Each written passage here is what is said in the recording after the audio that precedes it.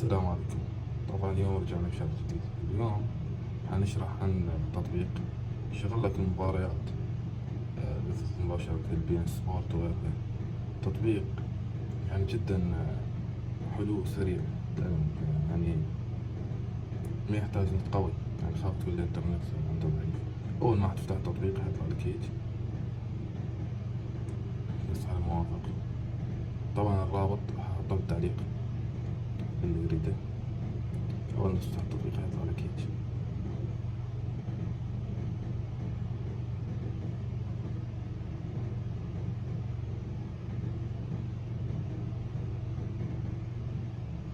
عندي مشكلة بالنت كلش كبيرة.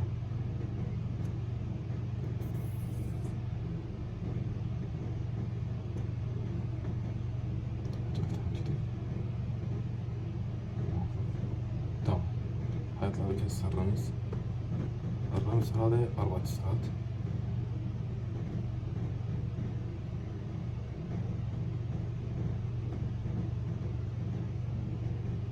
كذا هسه احنا نفتح برنامج.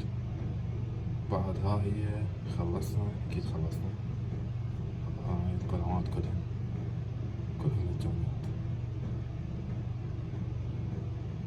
خلنا نظل لك بي ان سبورت لان الاغلبية يبحثون عنها. هاي بي ان سبورت،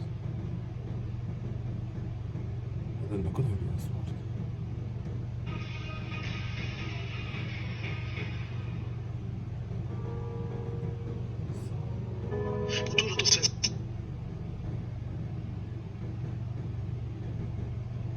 إذا شغل الإنترنت حيل ضعيف، يعني إذا إنترنتك شوية مو هواي قناة مفتوحة للماسترز. شوية قوي خرج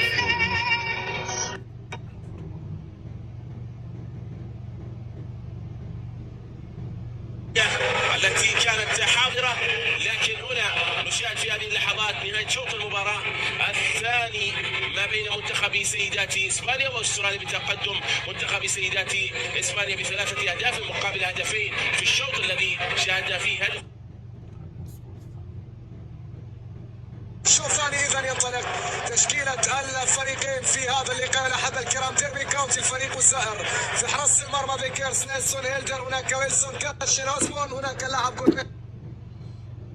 خلاص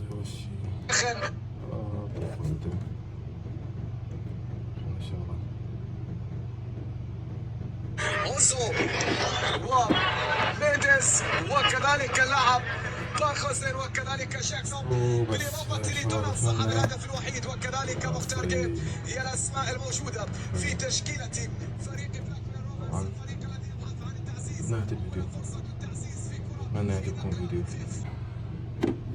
يا رب يعجبكم الفيديو، وأهم شي تدعمونا بلايك واشتراك حتى استمر ونشوف فيديوهات وبس. السلام.